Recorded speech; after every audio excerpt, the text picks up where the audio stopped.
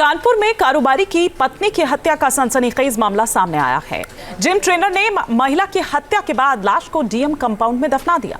अब 4 महीने बाद आरोपी की निशानदेही पर पुलिस को महिला का कंकाल डीएम कंपाउंड से मिला। आरोपी जिम ट्रेनर को अरेस्ट कर लिया गया है।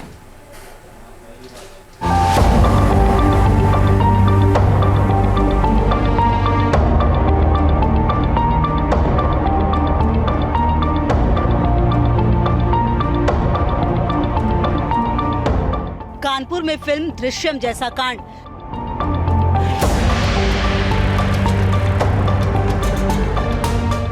डीएम कंपाउंड में मिला महिला का कंकाल। 4 महीने पहले की गई थी महिला की हत्या। जिम ट्रेनर पर आरोप, शनिवार को अरेस्ट।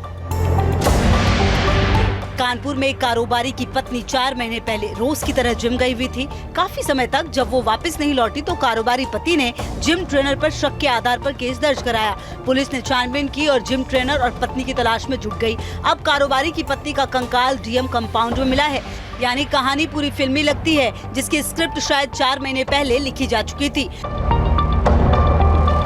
पति को महिला के जिम ट्रेनर पर शक था। उसे जिम ट्रेनर पर पत्नी के साथ लूटपाट करने का भी शक था। इसी आधार पर उसने पुलिस थाने में रिपोर्ट दर्ज कराई। पुलिस ने 4 महीने तक तफ्तीश की, जिसके बाद डीएम कंपाउंड में महिला का कंकाल मिला, जिसके बाद हड़कंप मच गया। हाँ जी हमारी है, पत्नी की है हमारी। कपड़ों से स्नैक करी, उसके बालों से करी। ये बिल्कुल फिल्म दृश्यम के जैसा ही हुआ, जिसमें युवक की हत्या के बाद उसका शव पुलिस स्टेशन के नीचे ही गाड़ दिया जाता है, क्योंकि वहाँ कोई शक नहीं करेगा। महिला के शव को भी ऐसी जगह पर गाड़ा गया जहाँ किसी को भी शक नहीं हो, यानी जिले के सबसे बड़े अधिकारी के कंपाउंड में। गाड़ी में गए बैठ के, उसी दौरान इनमें हार्ट अटैक हुई और हार्ट अटैक होने के बाद जैसा कि इसने बताया कि हमने उसको मार दिया और मार करके ला करके यहाँ पे उसको तो यहाँ सिक्योरिटी में कैसे ले आए?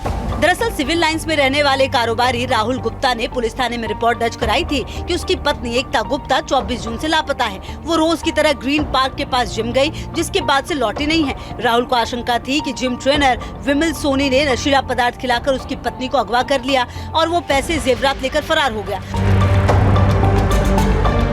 अपहरण का ही किया गया था, कोई प्रेम संबंध किसी तरह का नहीं है।